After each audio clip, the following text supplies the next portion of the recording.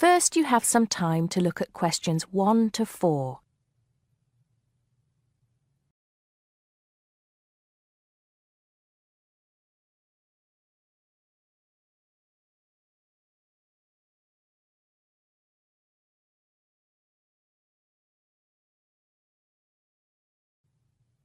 Now we shall begin. You should answer the questions as you listen because you will not hear the recording a second time. Listen carefully and answer questions 1 to 4. Smart Electricals, Mike speaking. How may I help you today? Good morning. I'm calling to complain about an item I recently purchased from your company. I'm not happy with it. Oh, I'm really sorry to hear that. I'll take you through the company's complaints procedure. I'll need to retrieve your files from our records so that we can discuss the problem properly and find a solution. I'll need to take some details from you first. Is that okay? Okay, but I don't have a lot of time. Will it take long? Not long, madam. Can I first take your name? Yes, it's Susan Yorke. Y-O-R-K-E. Okay. Can I have the address, please? Yes, it's Flat 1, 25 Alpine Avenue. That's A-L-P-I-N-E Avenue, Harchester. The postcode is HA6 5LD. Okay. Next. Could you give me your telephone number? Preferably one that we can call you on during normal working hours. Well, the home one is 01734 525 268. But you're only likely to catch me on that number in the evenings. I usually have my mobile phone with me during the day, though. It's probably best to take that number then. All right. My mobile number is 0781 233 452. And do you have the order reference number on you, by any chance? Well, I have the receipt that the camera came with in front of me. Ah, good. Which number is it? It's a bit confusing. It should be the 7-digit number on the top left corner of your invoice. Let me have a look. I need my glasses. Found it. It's DMX8443. Thanks. Now, when did you purchase the item? Well, the camera was delivered last Monday, on the 1st of February. I ordered it online about 2 weeks before that, but I can't remember the exact date. If you have another look on the invoice receipt, the date should be there. Oh, yes. Here it is. January the 15th. Okay, I'll make a note of that. So, the item is a digital camera? Yes, it's the Aqua PowerShot model in silver. Thank you. Did you take out any kind of insurance when you bought it? Well, no, it was on special offer. I didn't need to pay any extra for the insurance because it came with a special 4-star policy. Well, it means you're fully covered for at least another 3 years. Before you hear the rest of the conversation, you have some time to look at questions 5 to 10.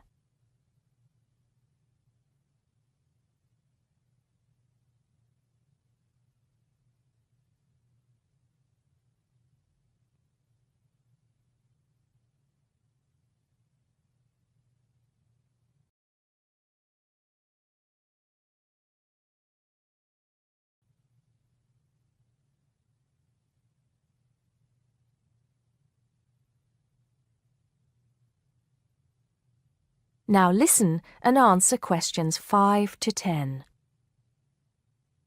Right. What is the problem? Yes, the first thing is that it came with 1 memory card in the box when there were supposed to be 2. Oh dear, I'm terribly sorry about that. It must have been an oversight in the packing department. I can do something about that straight away and get one sent out to you. Well, that's not the only thing. I bought it as a present for my niece because she loves swimming. It said on the website that it was waterproof, But when she took it on holiday and tried to use it underwater, it got ruined because water got into the lens. You can imagine how disappointed my niece was. I certainly can. Were those the only problems? No, there was one other thing. It came with a case to protect it. When I opened the box to take the case out, I saw that it had a big scratch on it. We're really sorry about that. I can offer to have the camera repaired for you. In the event that it can't be repaired, we'll send you a replacement. I don't think so. Seeing as it was faulty in the first place, I wouldn't want another one. I think I'd rather have my money back. Can I get a refund? Yes, of course. If you send it back to customer services, I'll make sure it's dealt with. Thank you very much. That is the end of part 1. You now have half a minute to check your answers.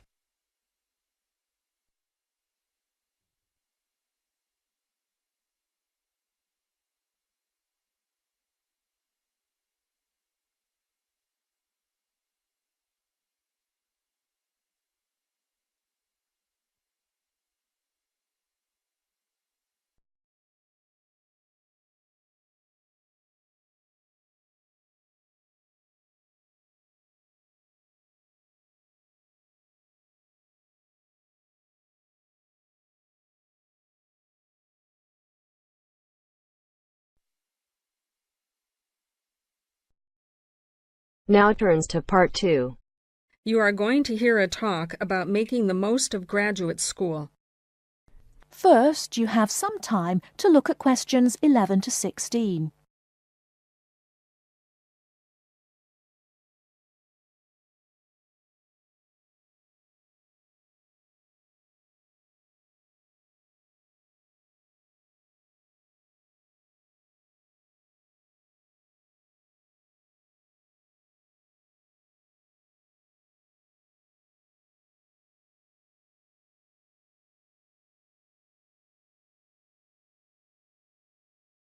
Now, listen carefully and answer questions 11 to 16. Entrance to the graduate school. My job now is to give you the graduate school survival guide and make some concise suggestions for getting the most out of your relationship with our research supervisor, getting the most out of what you read, and making continual progress with your research. First, your relationship with your supervisor. This is fundamental. Meet regularly. You should expect to meet once a week or at least every other week because this will give you the motivation to make progress and also keeps your advisor aware of your work. Prepare for your meetings. Come to each meeting. Also, bring the notes from your previous meeting together with a list of any upcoming deadlines. Make a plan for what you hope to get out of each meeting. After the meeting, email your supervisor a brief summary.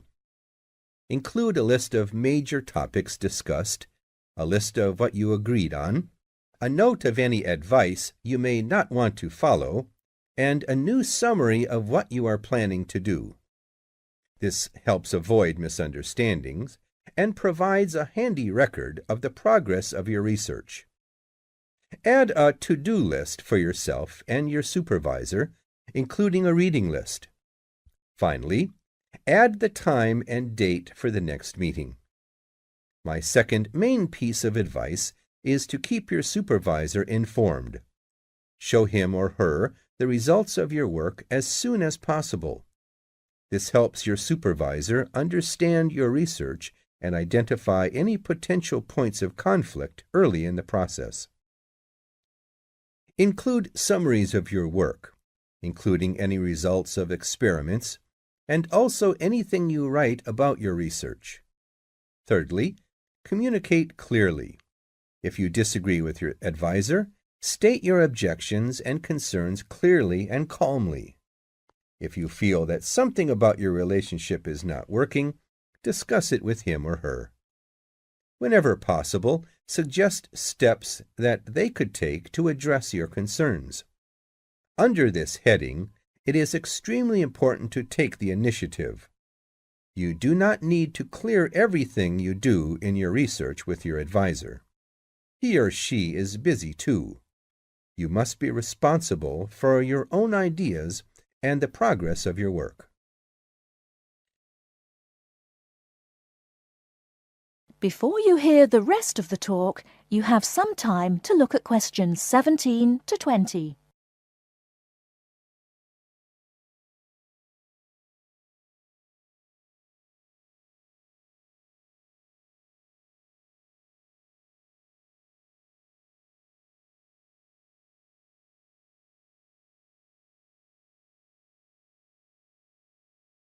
Now listen and answer questions 17 to 20. The second section of my talk is about getting the most out of what you read. The first principle here is to be organized. Keep an electronic bibliography with notes and pointers to the paper files. Keep and file all the papers you have read. Point 2. Be efficient. Only read what you need to. Start by reading only the conclusion, scanning figures and tables, and looking at their references. Read the other sections only if the paper seems relevant or you think it might help you get a different perspective. Skip the sections you think you already understand. These are often the background and motivation sections. It's of critical importance to take good notes on every paper you find worth reading. Note especially what problem the author is trying to solve, what approach they take to the problem, and how their approach differs from other approaches. Next, summarize what you have read on each topic. After you have read several papers on the same topic, note the key problems, the various formulations of the problem under consideration, the relationship between the various approaches and the alternative approaches you come across. Let me add one point you might not have already thought of. Read PhD theses. Even though they are long, they can be very helpful for quickly learning about what has been done in your field of interest. Focus particularly on the background sections and method sections. Don't forget to read your advisor's thesis. This will give you an idea of what he or she expects from you. The third section of my talk is about making continual progress with your research. Keep a journal of your ideas. Write down every issue you are thinking about, even if you think it is stupid. This will help you keep track of your progress and keep you from going round in circles. That is the end of part 2. You now have half a minute to check your answers.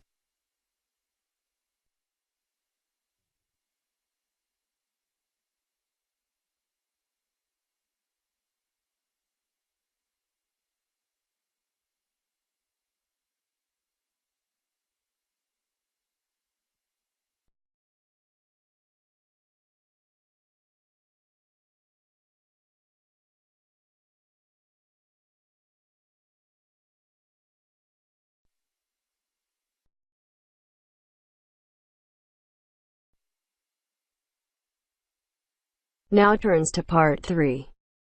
Part 3. You'll hear an introduction about the process of producing stamps. First, you have some time to look at questions 21 to 25.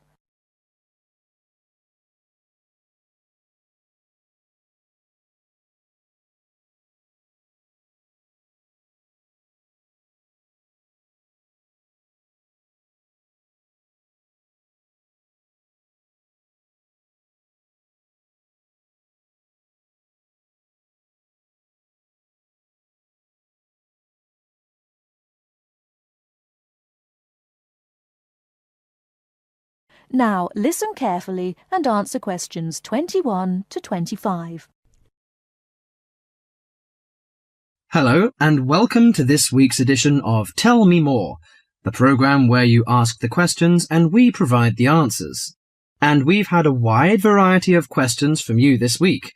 And the subject we've picked for you this week, in response to your many letters, is the production of postage stamps. And as usual, we've been doing our homework on the subject. So, who designs the postage stamps that we stick on our letters? Well, in Australia, the design of postage is in the hands of Australia Post.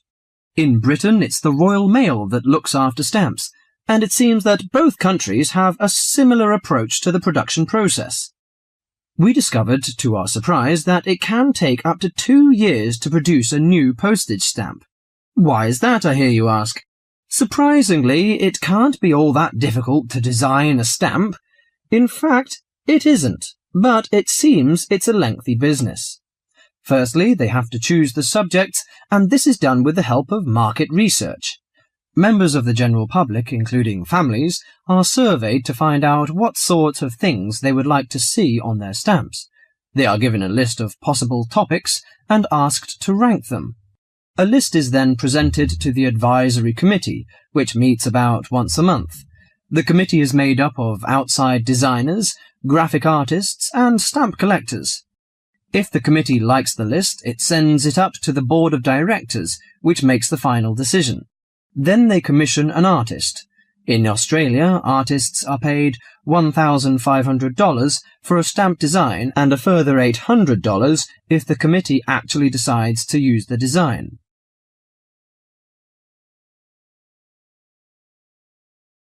Before you hear the rest of the talk, you have some time to look at questions 26 to 30.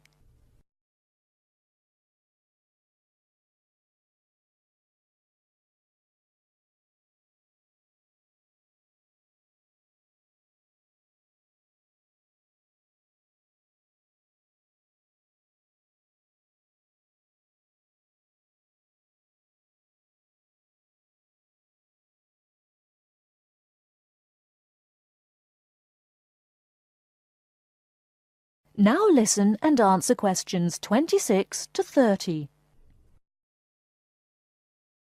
So there's a possibility that a stamp might be designed, but still never actually go into circulation.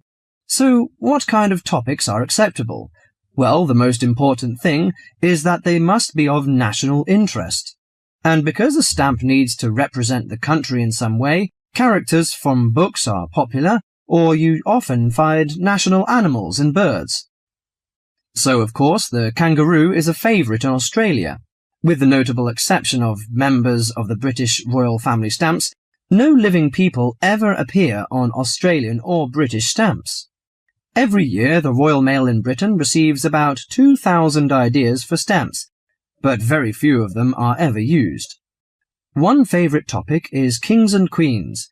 For instance, King Henry VIII, famous for his 6 wives, has recently appeared on a British stamp together with a stamp featuring each of his wives.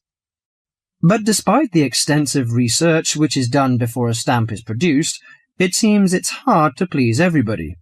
And apparently all sorts of people write to the post office to say that they loved or hated a particular series. The stamp to cause the most concern ever in Australia was a picture of Father Christmas surfing at the beach. And when you consider that the practical function of a stamp is only as a receipt for postage, I think perhaps the importance accorded to stamps has got out of all proportion. Well, that's all for today. If there's a subject you want us to tell you more about, drop us a line at... That is the end of part 3. You now have half a minute to check your answers.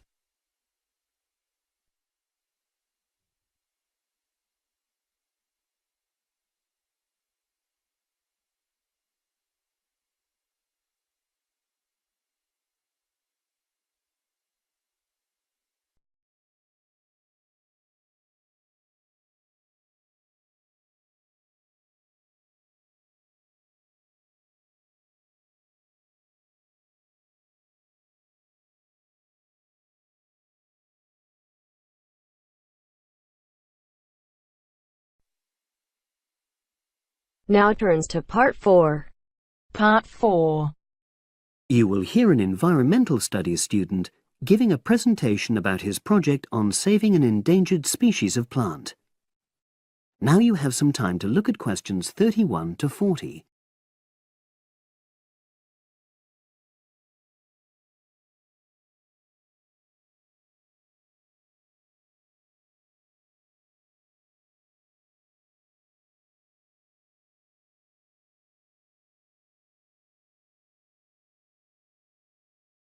Now listen and answer questions 31 to 40. For my presentation, I'm going to summarise what I've found out about efforts to save one plant species, the juniper bush.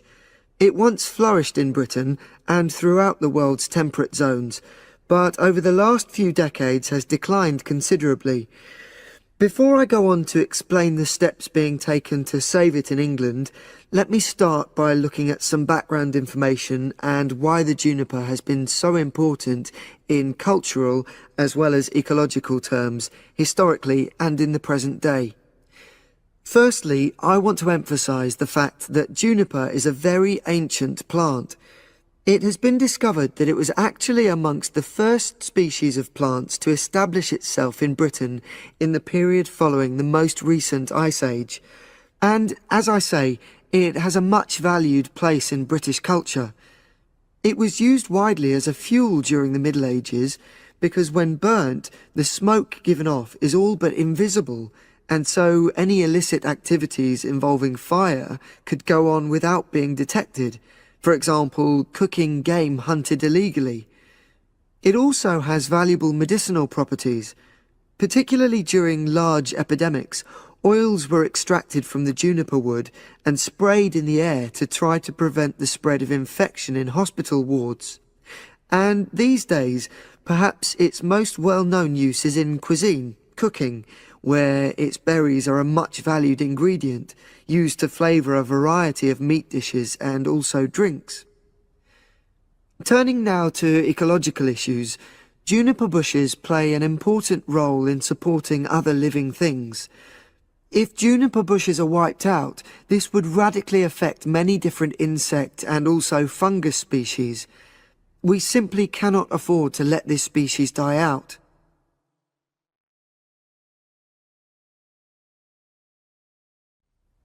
So, why is the juniper plant declining at such a rapid rate? Well, a survey conducted in the north and west of Britain in 2004-5 showed that a major problem is the fact that in present-day populations, ratios between the sexes are unbalanced, and without a proper mix of male and female, bushes don't get pollinated. Also, the survey found that in a lot of these populations, the plants are the same age, so this means that bushes grow old and start to die at similar times, leading to swift extinction of whole populations. Now, the charity Plant Life is trying to do something to halt the decline in juniper species. It's currently trying out 2 new major salvage techniques, this time focusing on lowland regions of England. The first thing it's trying is to provide shelters for the seedlings in areas where juniper populations are fairly well established. These, of course, are designed to help protect the plants at their most vulnerable stage. A further measure is that in areas where colonies have all but died out, numbers are being bolstered by the planting of cuttings which have been taken from healthy bushes elsewhere. Now, I hope I've given a clear picture of the problems facing this culturally and ecologically valuable plant, and of the measures being taken by Plant Life to tackle them. If anyone has any questions, I'd be happy. That is the end of part 4. You now have half a minute to check your answers.